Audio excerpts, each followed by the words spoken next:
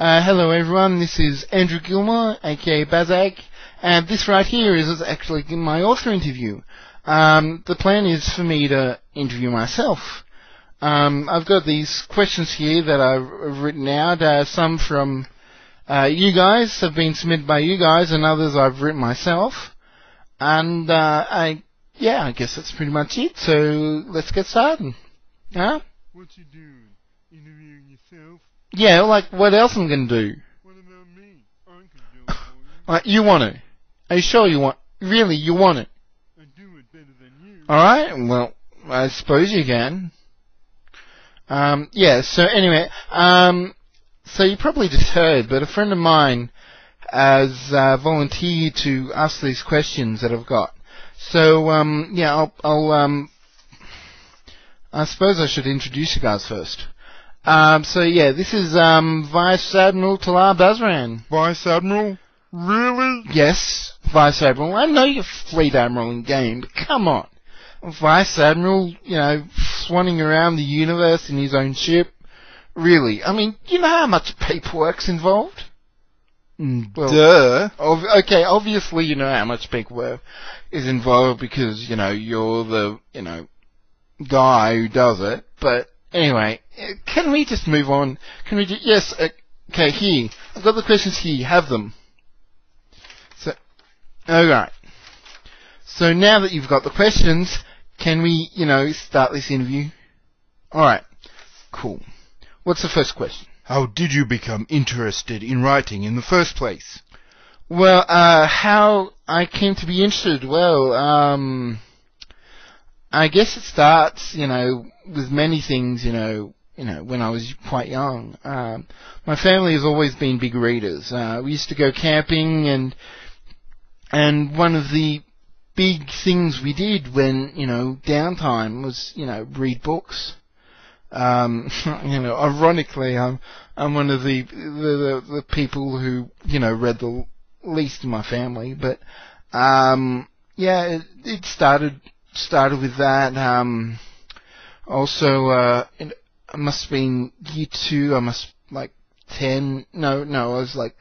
8, I think 7 or 8 years old, and at school there was, in the school library, there was this Dungeons and Dragons adventure module. I can't remember what it's called, something Keep. But yeah, it was pretty much just the module, a map of the area, the monster, it was a rust monster, and, a magic mouth that spoke, and, it was sort of like a choose your own adventure, and even though I didn't have any, character sheets or people to play with, or, didn't understand the rules, I imagined a universe in my mind, I suppose that's for fun, and when it comes down to it, I'm just having fun here. Most recently, when I really started to, get involved in writing, making it more, a part of my daily life, I guess, I joined a website, it's called Nation States. And part of that was, you create a fictional nation. You create a nation, and then, in the forums, even though the gameplay was limited, in the forums you could, live that nation out in the stories you tell, in the characters that inhabit that nation. And that was really, why I inspired, because I was having fun. And I was just telling a story and having fun doing it, and that's why I've started doing these other things. Done some fanfics, done some Foundry missions in Star Trek Online, and written kind of failed expectations. I was just, doing it to have fun, and I hope that shows when you read. So what's the next question? What kinds of writing have you done? What kinds? Right. Oh, as I said, I've done, a couple of fanfics, focusing on, that guy over there.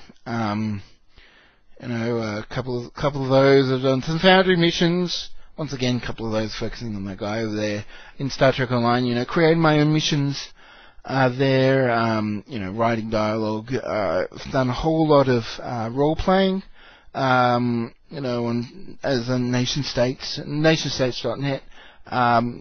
Various characters, even main protagonist Jonathan Carver in my eBook was born out of this role playing that I had on Nation States. So what else? Yeah, I think that's pretty much. I've done role playing, fanfics, dialogue for Foundry missions, an eBook, and that's that. That pretty much wraps everything up. Next question. What books have you read? What books have I read? Yes. Well, I've read a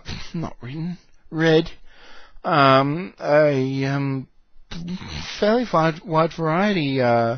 Most of the Narnia Chronicles. There was a number of Tom Clancy, mainly NetForce, and NetForce Explorers, but also of a number of his power plays and more common books like Clear and Present Danger, Hunt for October, that kind of stuff. I've also done some more comical stuff. Douglas Adams, read all of his Hitchhiker's Guide. I think it's quadrilogy. Plus, some of his other stuff, including a Dirk Gently book, Long Dark Tea Time of the Soul. I've read lots of Terry Pratchett, Discworld. He's produced like 50 Discworld books, so I've read maybe, I wouldn't have even read half of them, but I read lots of those. Some fantasy. I read. I'm interested in Star Trek, so I've read some Star Trek books by various authors. I think so. I suppose fair variety. I'm trying to think what else. I think that's pretty much it. So a wide variety of books, and I think a wide range of elements that I can, read and know.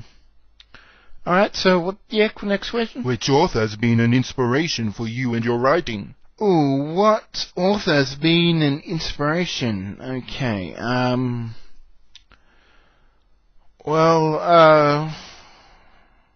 suppose, an Australian author, called Max Barry. He actually wrote a number of books. That's right. I read some of his. There's some books that I forgot to mention. Read Company, Jennifer Government, and Lexicon. I have a couple others that I actually haven't read of his as well. But yeah, Max Barry. He actually to help promote Jennifer Government, created Nation States. Jennifer Government was sort of like a parody, taking political ideas and just taking them to the extreme, and creating a parody world. You could just have a bit of fun, and that was the whole goal of Nation States, as far as I can know. Well, one, to promote the book, but two, to create these kinds of build up a world. Nation States is a bit of fun, but I suppose that's the single author, if I wanted to, that has actually inspired me to write, and in a way is responsible for for me even being able to create the characters that I have. That's why I've put a special thanks at the end of my book to him, because without him writing Journey for Government and creating nation states to promote it, then I wouldn't have created Babylonia, wouldn't have created John Carver, and I wouldn't have had the experiences that laid the groundwork for my book. So that's who's inspired me. How would I describe my... Yeah, okay, yes, I know it's your job, but I was just reading... Fine, whatever. Okay, you get to ask. How would you describe your writing style? Okay, how would I describe... Yes, my writing style. Yes, I'm going to repeat it even after you said it. I really don't know. I suppose when I'm writing it down, it's more like a stream of consciousness style type of writing, where I just sit down. I think where am I? What thoughts am I going through? What thoughts are the characters going through? Where do I want to take this? And then just sit down and write something that makes sense for the scene, something that takes the start and builds off of that. Now I'm very, start, plod along, go along the storyline as I go. I don't jump ahead to various scenes. I just sit down and progressively, chronologically, at least how, write these different chapters. And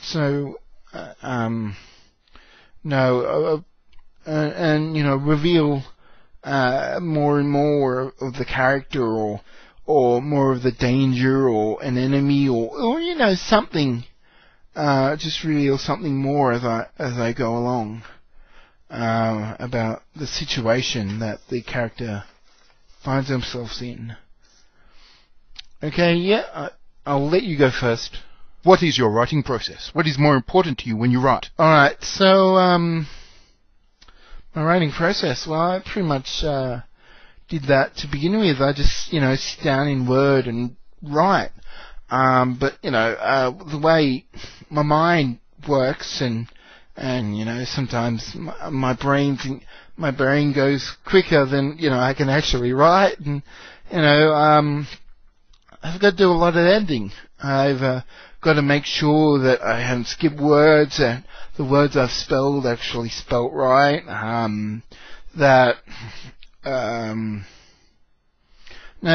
Just generally the flow makes sense, because when you're writing, you have an idea of what you think you've written, and that might not actually. Generally, that's not what you've written, and your brain plays tricks on you during when you're writing. So that's when I actually write. But also a big part of that is I suppose you call it pre-production. Understanding, having a good understanding of what characters you're wanting to write, what world those characters are inhabiting. Just creating a general knowledge of what you want to say, what you want your characters to do. Where the start point is, where you want to end up. Some ideas of things you want to happen in the middle. Whether it's, plot points, or whether it's, character discovery. So the writing process, is really, two parts, is getting to know your character, getting to know what you want to write, getting to know the scenario, and then writing it, right? I suppose three parts. Writing it is putting that scenario down on paper and making it, just try and making it come alive. Put yourself into that story, whether it's, certain phrases you have or just the way you write. I mean, if you write, it's got to be you that's writing. It can't be, you can't follow someone else's style. It's got to be your own. And finally, all the editing, making sure that, going over what you've written and just polishing it up, making sure that you've chosen the right word choice, making sure that the words you've put down actually make sense as a whole, making sure that they're actually conveying, what you want to convey, whether, they might be interpreted as something else or, that's, that comes down, that's pretty much my writing process. I need, but I also had a lot of help. Had some good friends. Paul Dennis, had, Jesper, who, and, others that, assisted in writing, who assisted me in the background knowledge that I needed for the characters, for the situations that I want to say. And, all I can say is thank you for those who assisted, because, when you're writing, you can never, you need other people to be there to, even if it's just to read and go over, see something that you might not have seen. That is also, very important, when writing. Okay, so what's the next question? What research did you have to do? Okay, research. I did a bit of research, not a whole lot, because, I've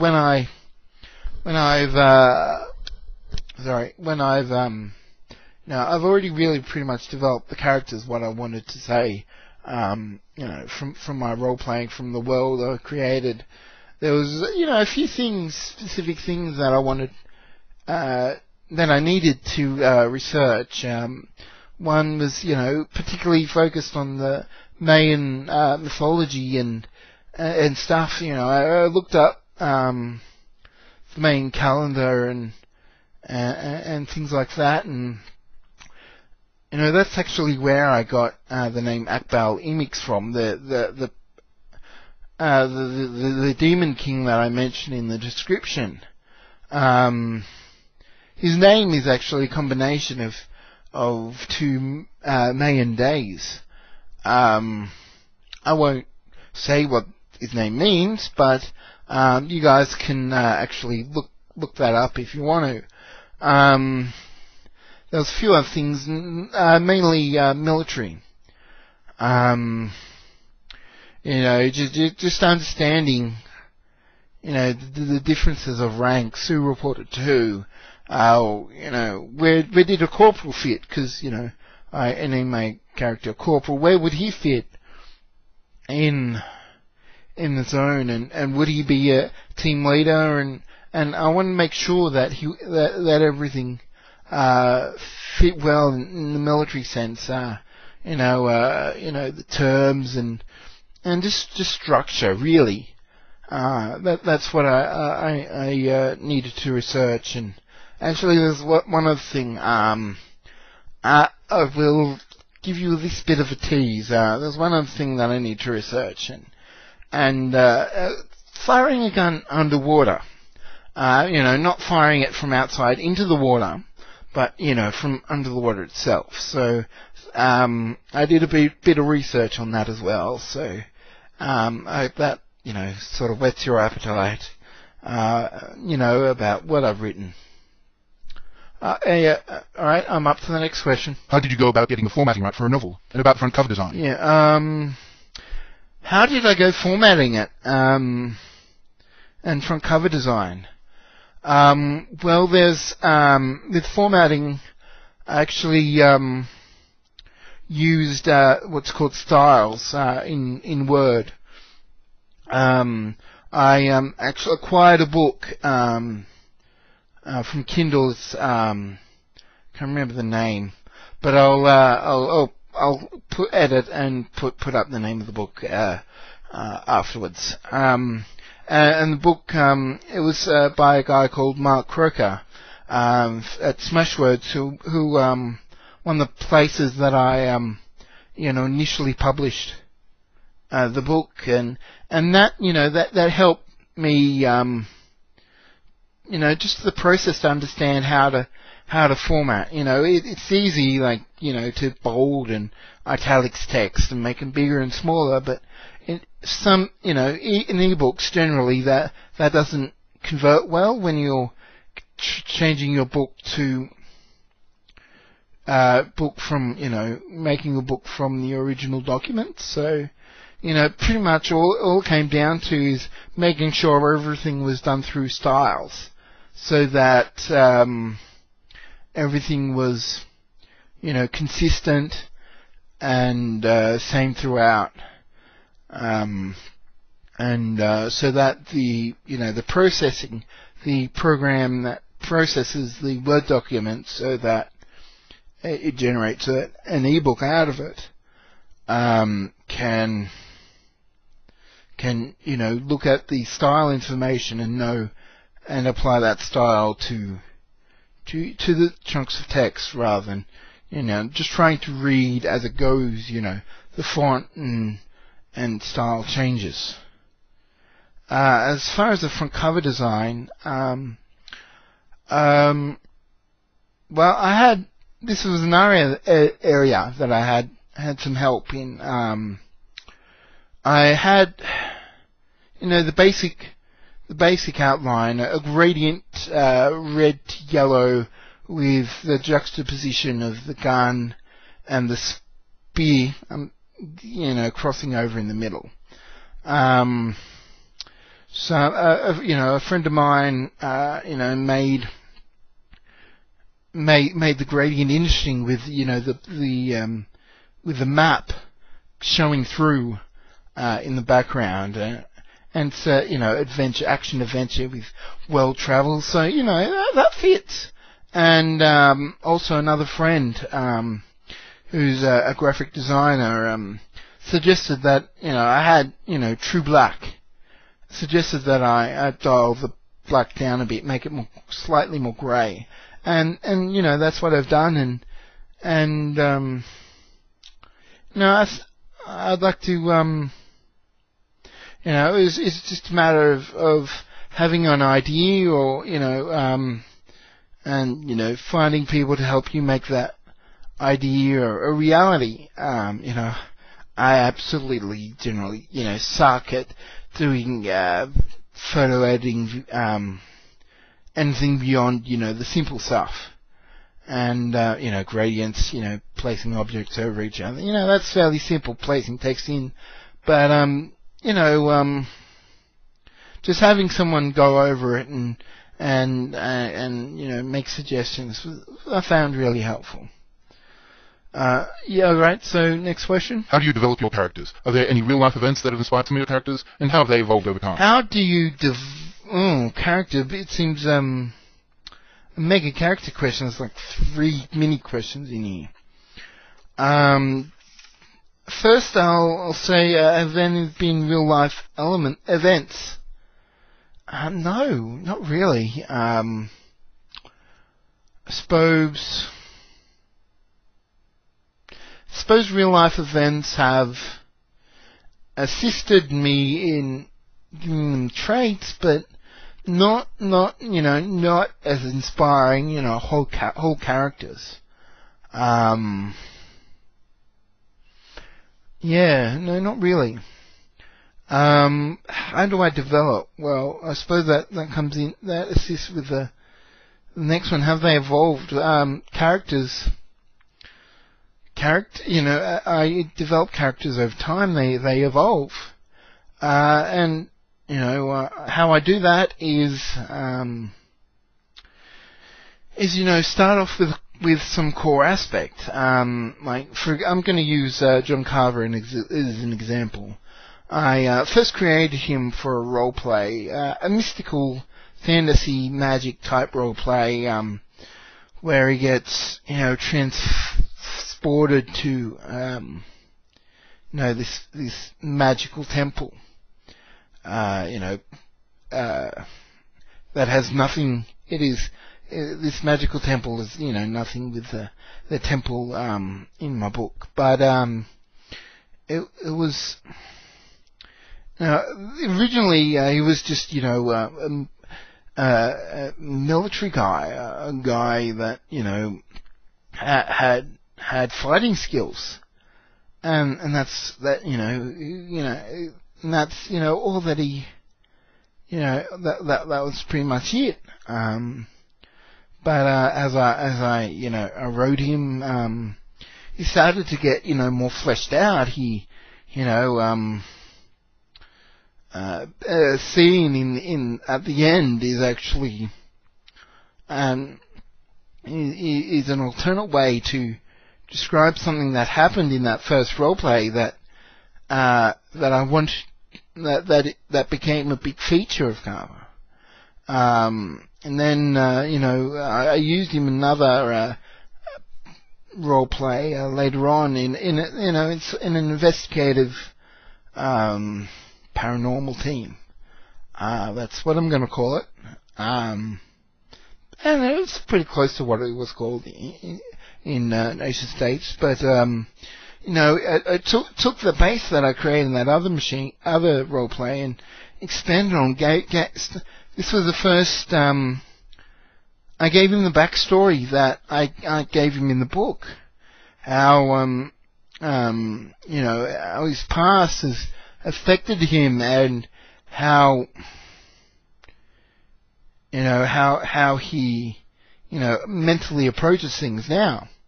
And that was I developed that in the second role play, and in the in a third related to the second, how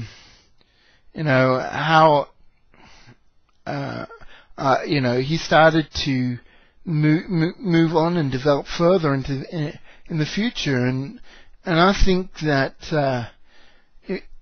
characters by their very nature evolve and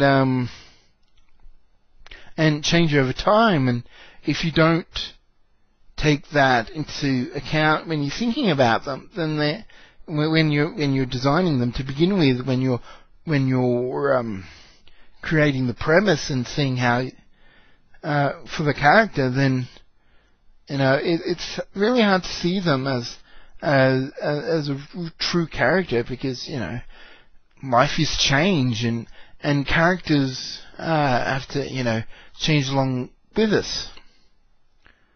So that pretty much wraps up the character mega question. All right, so and next, where do you fall on the realism versus fantasy scale? Oh, where do I fall on the realism versus fantasy scale? Well, I think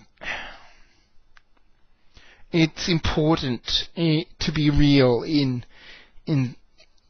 some areas, but also you gotta have fun with your characters as well. I mean, if you're not enjoying writing, then you gotta ask yourself why you're writing.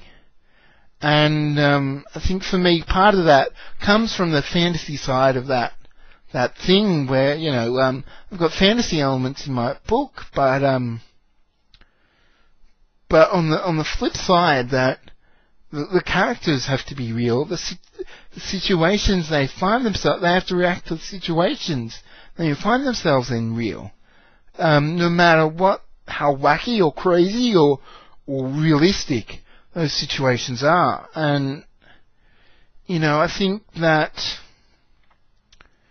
it's not a question of fantasy versus realism, but how much realism and where are you going to put that, what are you focusing on in that realism?